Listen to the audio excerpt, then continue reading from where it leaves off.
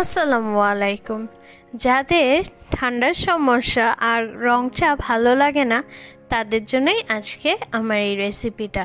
আশা করি আপনাদের ভালো লাগবে।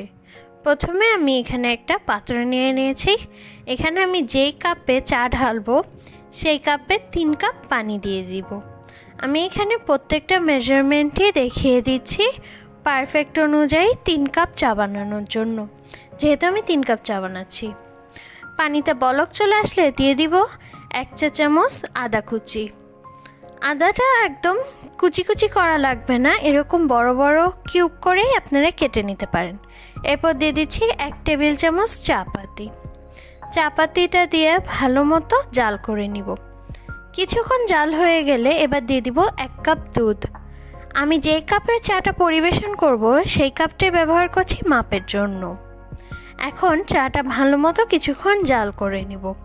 চাটার পরিমাণটা যখন একটু কমে যাবে আর কালারটা সুন্দর চলে আসবে, এই দেখুন ঘন হয়ে জাল হয়ে গেছে, তখন আমি দিয়ে দিব 2 চা চামচ চিনি। আপনারা যদি চিনিটা না চান তাহলে স্কিপ করতে পারেন। দেখুন চাটা প্রায় হয়ে এসেছে।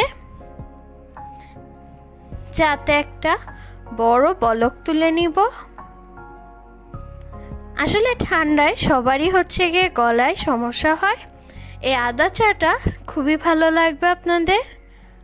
আর যাদের এরা একটু বেশি শীত কাতুরে তাদেরও এই চাটা শরীর গরম করতে সাহায্য করবে।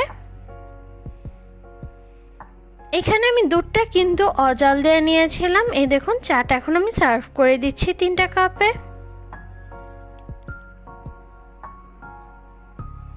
একদম পারফেক্ট হয়েছে আমার চাটা। আপনারা নিশ্চয়ই জানাবেন আপনাদের রেসিপিটা কেমন লাগলো। আর এরকম আরও রেসিপি পেতে অবশ্যই চ্যানেলটাকে সাবস্ক্রাইব করে আমাদের পাশেই থাকবেন। আর ভালো লাগলে একটা লাইক দিয়ে দিবেন। আল্লাহ হাফেজ।